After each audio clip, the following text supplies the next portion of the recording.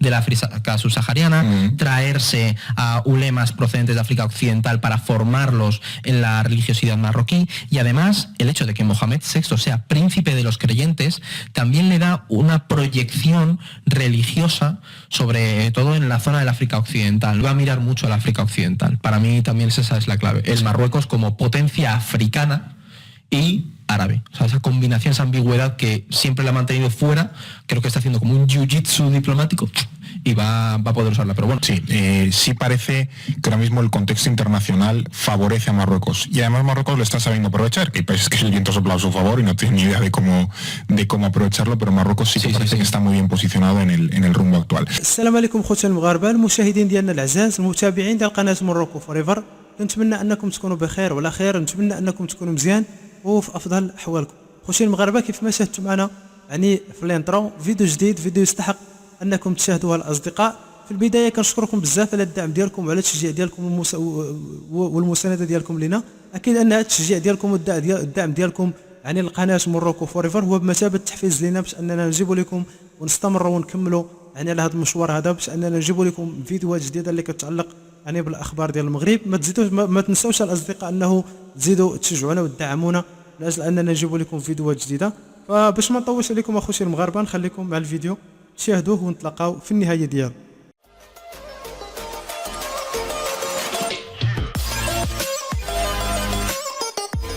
...15 kilómetros son los que separan la península ibérica de África.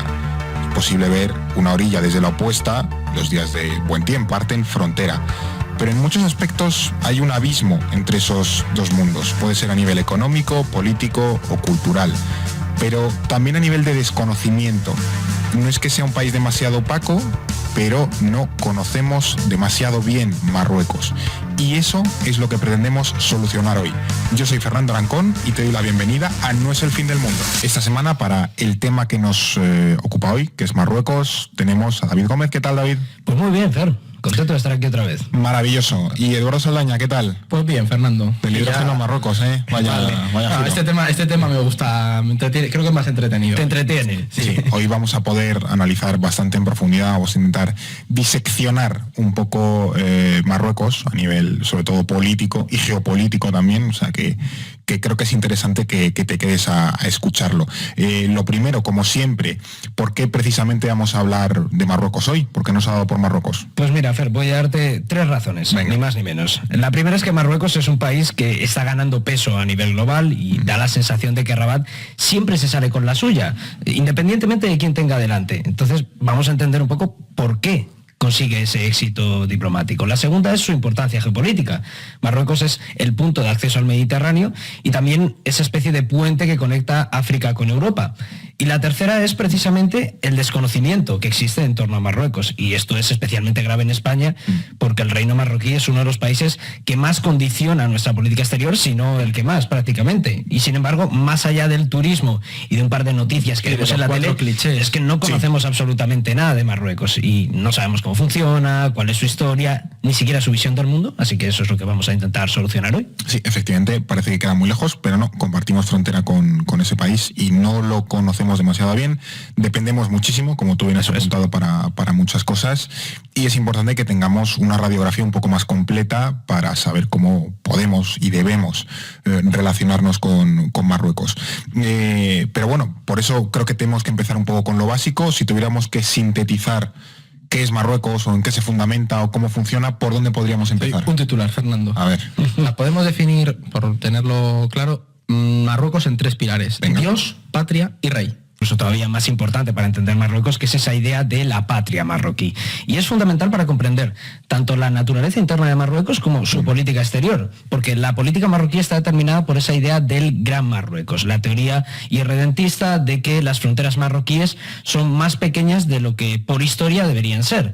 Y la noción del Gran Marruecos es... Vamos a poner ahí para que y si no que lo busquen en nuestra web, porque efectivamente... Sí, pues el Gran Marruecos, el orden mundial en Google. Sí, es de lo primero que sale, y eso también para los que vean ese mapa, abarca territorios de Mauritania, la parte occidental de Mali, incluso territorios del sur de Argelia, con quien ha tenido conflictos, ya lo veremos más adelante. Pero también, como vamos a comentar a lo largo de este episodio, esa idea del Gran Marruecos ya ha trascendido incluso de esas reivindicaciones territoriales, ha ido más allá de esa idea territorial, porque representa esa concepción de Marruecos como potencia internacional emergente y esa imagen que quiere proyectar en el mundo. Y esta idea del Gran Marruecos, ¿de dónde sale? Porque no es lo mismo reclamar Ceuta y Melilla, que al final es algo que ya está pegando con un país, que irte a reclamar un trozo de Mali o Mauritania, que, jolín, está lejos de Marruecos. Sí, pues esto ya lo hemos comentado en algunos capítulos con otras corrientes nacionalistas, y es que siempre tienden a buscar orígenes el origen mítico de la nación. Pues en el caso del nacionalismo marroquí, ellos sitúan el origen de ese Gran Marruecos en torno al siglo VIII con Idris I. O sea, me estoy remontando aquí, esto es clase de historia, por así decirlo. Es nivel Covadonga, básicamente. Sí, es un poco así. ¿Qué pasa? Después se fueron sucediendo una serie de dinastías que controlaron territorios en el norte de África, y aquí pues tenemos algunas muy míticas como los almorávides, los almohades, que nos suenan por esa presencia en Al-Ándalus, y los alawíes, que son de hecho la dinastía reinante en Marruecos desde el siglo XVII, es la que tenemos ahora, ¿no? Han heredado de esta, pues como nuestros Borbones, por así decirlo. Y pese a la existencia pese a que la existencia de Marruecos como Estado estaba muy alejada de aquel momento, sí que es verdad que el nacionalismo marroquí está reivindicando la legitimidad del Marruecos actual. Existía una cosa que mantenía fronteras, la dinastía, o sea, había lo que se parecía más o menos a Marruecos. Como tuviste sucesiones dinásticas, sí que se ha proyectado esa idea de que hubo una continuación histórica y política, ¿no? Pues al final la monarquía se mantuvo incluso durante la época del protectorado de España y Francia, la monarquía estuvo presente, seguía ahí. Y es que creo que este es el tercer punto clave, lo comentaba antes Edu, que es la monarquía, porque el rey es el que encarna... el vector de las dos. Sí, exactamente, lo es el que encarna la nación, ¿no? Tanto el poder político como el poder religioso en Marruecos, porque el monarca no solo reina, sino que también gobierna, y lo que es más importante, que está legitimado por la religión. Este es el punto trascendental, sobre todo en los países islámicos es bastante importante. El sucesores del profeta, y ese linaje compartido con Mahoma es el que le otorga la legitimidad religiosa para ostentar el título de príncipe de los creyentes en Marruecos, que es también muy importante. No solo es el rey, sino que también se considera eso, el comendador de los creyentes. Legitima históricamente. Que es al final, ¿sabes? Porque si tú unes esa idea del Estado-Nación con la continuidad religiosa, hemos tenido estabilidad, el rey está legitimado porque esto es lo que ha funcionado desde el siglo VII. Claro. No, que incluso, por ejemplo, ahora me estoy acordando de que Marruecos a nivel internacional vende mucho la idea de que, por ejemplo, fue el primer país que reconoció a Estados Unidos cuando se independizó del Reino Unido, que es la típica carta que juegan en sus relaciones con Estados Unidos. Oye, que nosotros fuimos los primeros, tal. Entonces eso genera cierta afinidad, pero claro, eso también busca legitimarles a ellos como un país que ya existía a finales del siglo XVIII. Claro. Cuando realmente el Marruecos moderno es lo que comentamos, hasta a lo mejor el siglo XIX no empieza a existir, pero claro, ya empiezan a generar antecedentes y demás. Son los debates irredentistas que tienes en muchísimo, cuando acordás del siglo XIX, finales del XIX, cuando hablábamos del auge de los nacionalismos en Europa, tienes también cosas así, redentismos que... Esto es que Marruecos ha sido uno de los países más estables del mundo árabe, incluso durante el estallido de las primaveras árabes de 2011. Veías caer a Ben Ali, a Mubarak, a Gaddafi, y en cambio en Marruecos se mantuvo todo relativamente tranquilo. Es verdad que los islamistas moderados de Justicia y Desarrollo ganaron las elecciones, pero no pasó de ahí y al final terminaron aceptando el sistema. El rey no vio una amenaza clara al sistema, a la monarquía, ¿sabes? Cuando se producen protestas sociales en Marruecos, muchas veces los manifestantes llevan figuras del rey. Le ha ido bastante bien en el plano internacional, sobre todo para el peso económico que tiene, que es limitado. ¿Y qué podríamos decir que ha caracterizado la política exterior marroquí de estos últimos años? Pues mira, Fer, el elemento más importante, lo hemos mencionado al principio, es esa noción del Gran Marruecos, y esto abarca principalmente el reconocimiento de su plan de autonomía para el Sáhara Occidental. Y al igual que ocurre a nivel interno, esta cuestión saharaui es con diferencia la gran prioridad de la política exterior marroquí. Pero como hemos dicho antes, esa teoría del Gran Marruecos no se reduce exclusivamente al ámbito territorial, también proyecta la idea de Rabat como un país emergente en la escena global, sobre todo por eso, por el peso económico que tiene en comparación. Y al final la aspiración de Marruecos es convertirse en una potencia regional, tanto en África como como sobre todo en el mundo árabe. Y es que históricamente Marruecos ha sufrido el estigma de los países de Oriente Próximo, porque no lo perciben como uno de los suyos. Sí. O sea, lo ven al final como un territorio bereber, muy afrancesado y poco al mapa. En la esquinita. Claro, y al final ese desprecio ha dejado una huella muy profunda en la identidad marroquí, que siempre se esfuerza por reivindicar esa Estuvo además muchos años fuera de la Unión Africana, ¿no? Porque era o el Sáhara o nosotros. Queremos al Sáhara. Yo era una cosa que no sabía si comentarlo o no, pero yo cuando estudié el máster de estudios africanos... Madre mía, tú esto para soltar que has estudiado un máster. Tengo un máster. No, pero la cosa es que siempre cuando hablabas de Marruecos, se hablaba de esa imagen que Marruecos quería proyectar de un país africano. Yeah. Y era muy curioso porque, claro, tú venías un poco con la idea de Oriente Próximo, país pues, árabe, magrebí. No, también esa idea de me proyecto hacia abajo del continente, soy un país de... Hay veces que parece un país que quiere ser un país árabe, otro es un país africano, otro es un país europeo, porque Marruecos ha celebrado Eurovisión y ha pedido entrar en la Unión Europea. Puede mucho jugar tiempo, con esa... Y también forma parte del Interrail. Lo comentamos en el episodio del Interrail. Muy bien, muy bien. Conexión. 10 de 10 ahí. De hecho, esta idea de Marruecos como país que pertenece al mundo árabe o como potencia árabe, lo vimos por ejemplo en el último Mundial de Qatar, que cada vez... sacado el fútbol.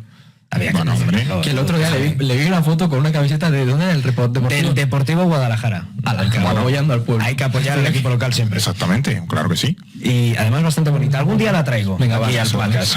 Todo acaba como la Resistencia, por la mesa de la Resistencia. A ver, no he traído camiseta de fútbol porque de la selección de Marruecos no tengo. Pero si no había traído alguna, hubiese estado bastante interesante. Bueno, es que Marruecos ganaba un partido, además llegó a las semifinales, los jugadores sacaban la bandera de Palestina y el país... Es verdad, ¿eh? Se celebró a nivel bestial en todo... Claro, lo predicó bastante porque la imagen era muy simbólica. Por una vez Marruecos era el estandarte del mundo árabe. Imaginaos el significado que tiene para un país que históricamente se ha sentido infravalorado por sus hermanos orientales. Bueno, y que futbolísticamente hablando, ¿no? Pero también la parte política... No sé si algún país árabe, por no decir africano, había llegado tan lejos en un mundial. Entonces, sí. Africano nunca, es el primer país africano y claro. Árabe tampoco. Y escribimos, se publicó un artículo sobre eso, sobre la... Sí, es verdad. No, además se estaba también emparejando con selecciones, incluso eliminándolas, que emocionalmente eliminarlas era muy importante, porque creo que fue eliminada por Francia, ¿no? La propuesta del mundial que van a compartir España, Marruecos y Portugal, ¿no? Sí, que es lo de Rubiales. Exactamente. Sí. Fútbol y yo somos un poco... Sí, candidatura tripartita, pues que vamos a ver en qué queda.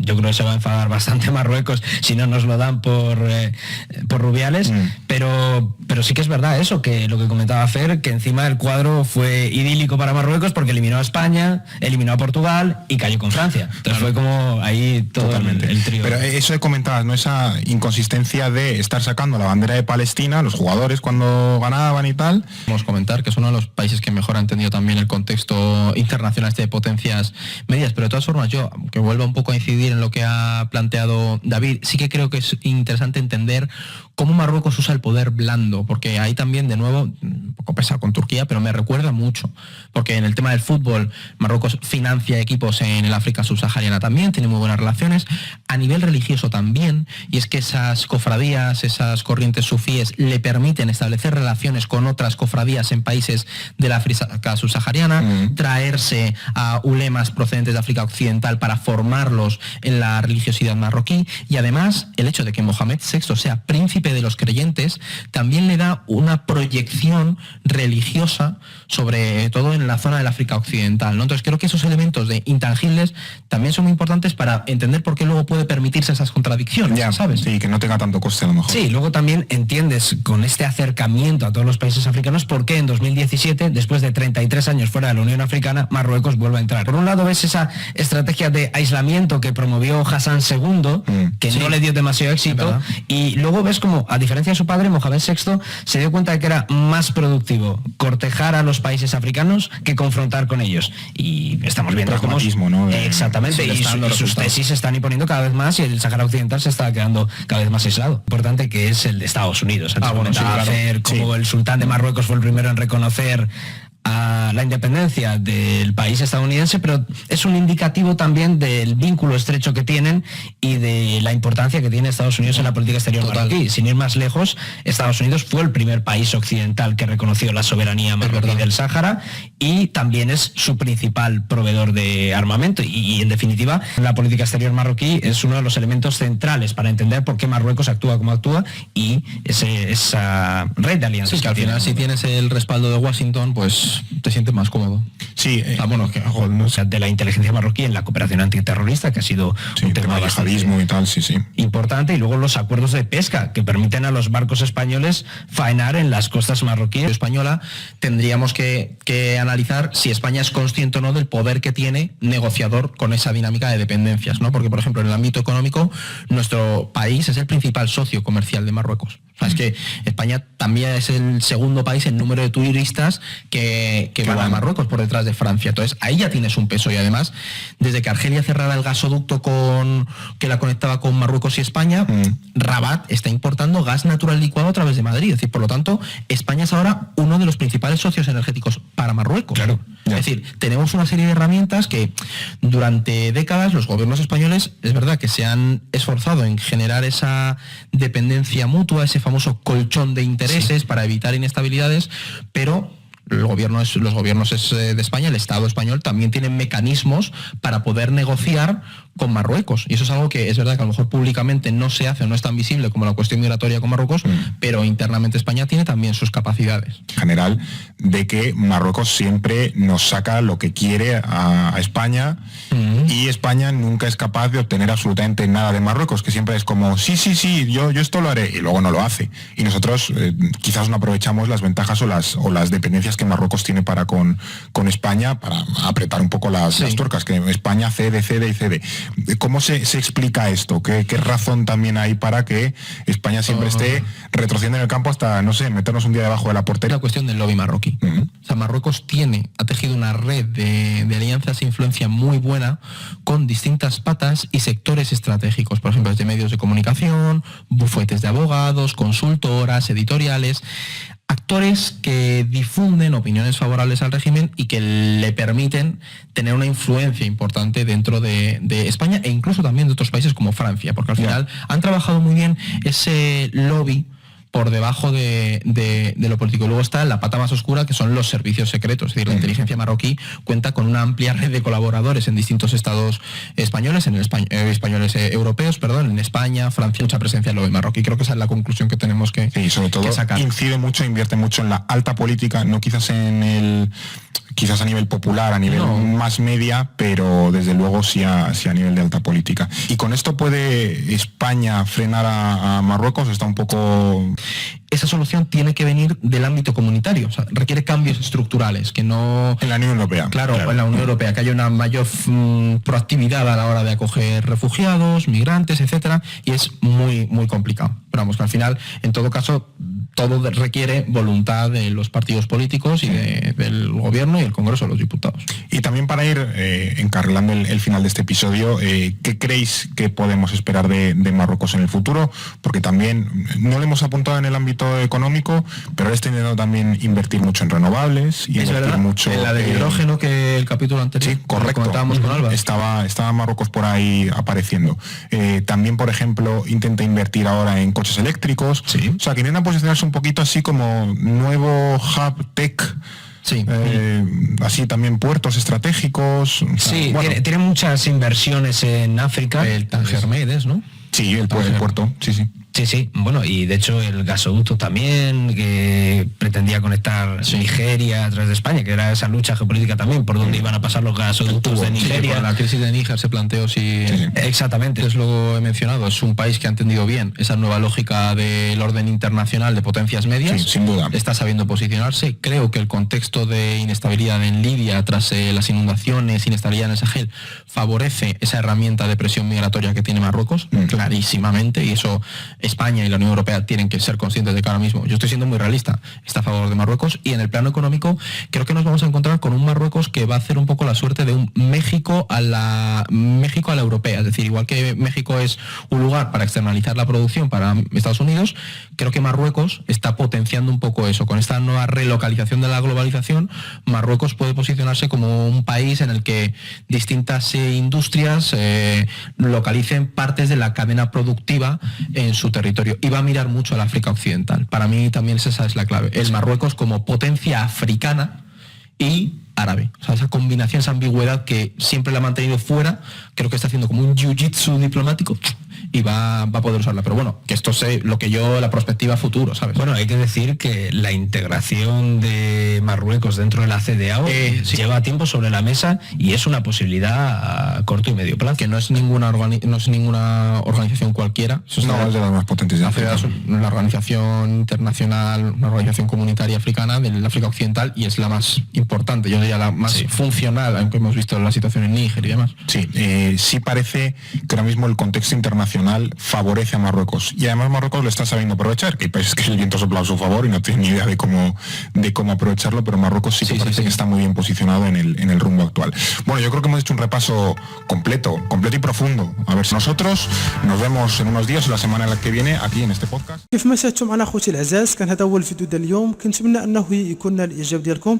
ما تنساوش انه الى عجبكم الفيديو الاصدقاء تخلوا لنا لايكات ديالكم الفيديو، تخلوا لنا الاراء ديالكم بخصوص والاقتراحات ديالكم بخصوص الفيديو في التعليق. ما تنساوش الاصدقاء انه تزيدوا تشجعونا وتدعمونا من اجل اننا نجيب لكم فيديوهات جديده اللي كتعلق بالمستجدات ديال المغرب، لا على المستوى الرياضي ولا في الشان السياسي. انت ولا انت الا كنتي اول مره اكيد كتشاهد هذا الفيديو هذا، ما تنساش انك تدخل القناه، تشترك في القناه، تفعل زر الجرس باش انه يوصلك كل جديد اللي كيتعلق بالاخبار ديال المغرب. فكنشكركم بزاف في النهايه على الدعم ديالكم لينا وعلى التشجيع ديالكم لينا المتواصل. فتهلاو في راسكم الاصدقاء، نتلاقاو في فيديو جديد. السلام عليكم.